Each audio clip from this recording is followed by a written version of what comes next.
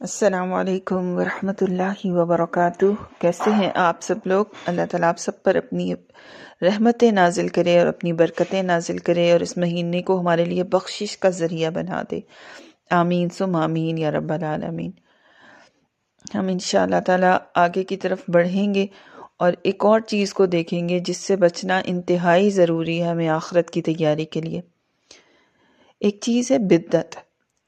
اس کے ذریعے بھی انسان بہت زیادہ گمراہی میں چلا جاتا ہے اور اپنی آخرت کو خراب کر لیتا ہے۔ سب سے پہلے یہ سمجھنا ضروری ہے کہ بدعت ہے کیا۔ اس کی تعریف اللہ کے رسول صلی اللہ علیہ وآلہ وسلم نے خود ہی فرمائی ہے۔ ارشاد مبارک ہے کل محدثۃ بدعہ، یعنی دین میں ہر نئی بات بدعت ہے۔ ایک اور حدیث میں آتا ہے جس نے دین میں کوئی ایسا کام کیا جس کی بنیاد شریعت میں نہیں وہ مردود ہے۔ یہ بخاری اور مسلم دونوں میں یہ بات جو ہے لکھی ہوئی ہے۔ تو ہر وہ کام جو اللہ کے رسول صلی اللہ علیہ وآلہ وسلم نے اپنی زندگی میں نہیں کیا، اپنی حیات طیبہ میں نہیں کیا، اس کا نہ حکم دیا اور نہ ہی کسی صحابی کو کرتے دیکھ کر خاموشی اختیار کی ہو، یعنی اسے اجازت دی ہو، وہ کام بدعت ہے۔ اللہ کے رسول صلی اللہ علیہ وآلہ وسلم نے صحابہ کرام کو اذان دینے کا طریقہ خود سکھایا جو اللہ اکبر سے شروع ہوتی ہے۔ اگر ہم اس میں کوئی اضافہ کر لیتے ہیں تو دین میں نئی چیز ہے، لہٰذا یہ کیا ہے؟ بدعت کہلائے گی۔ اب دیکھنا یہ ہے کہ میدان حشر میں اللہ کے رسول صلی اللہ علیہ وآلہ وسلم کو حوض کوثر کی نعمت عطا کی جائے گی جس کا پانی دودھ سے زیادہ سفید، شہد سے زیادہ میٹھا اور برف سے زیادہ ٹھنڈا ہوگا۔ حوض کوثر پر اللہ کے رسول صلی اللہ علیہ وآلہ وسلم اہل ایمان کو خود اپنے دستے مبارک سے پانی پلائیں گے۔ مسلمان ایک دفعہ آپ صلی اللہ علیہ وآلہ وسلم کے دستے مبارک سے پانی پی لے گا، اس کے بعد پھر اسے کبھی پیاس نہیں لگے گی۔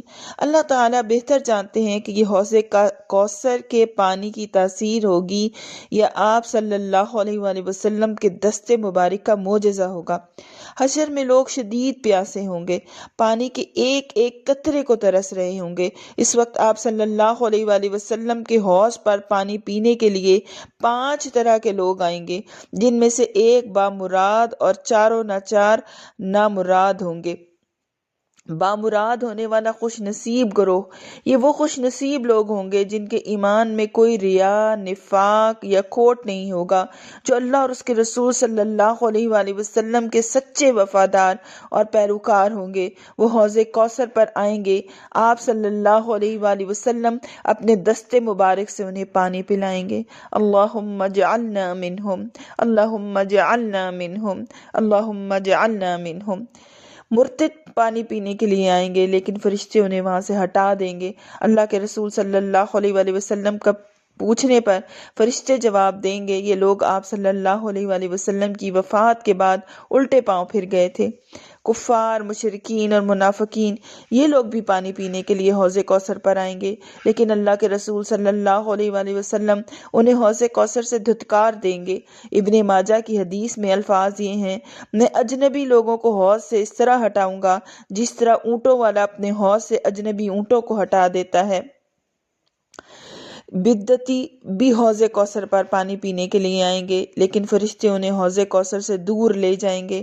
آپ صلی اللہ علیہ وآلہ وسلم کے پوچھنے پر جواب دیا جائے گا کہ آپ نہیں جانتے کہ آپ کے بعد انہوں نے دین میں کیسی کیسی باتیں ایجاد کر لی تھیں۔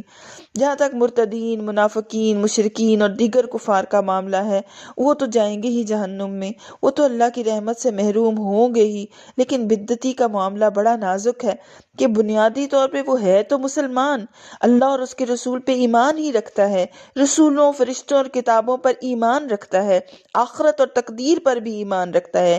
ان تمام پر ایمان لانے کے باوجود وہ اللہ کے رسول صلی اللہ علیہ وآلہ وسلم پر ایمان کے تقاضے ٹھیک ٹھیک پورے نہیں کرتا، لہٰذا وہ قیامت کے روز اس رسوا کن المناک انجام سے دوچار ہوگا۔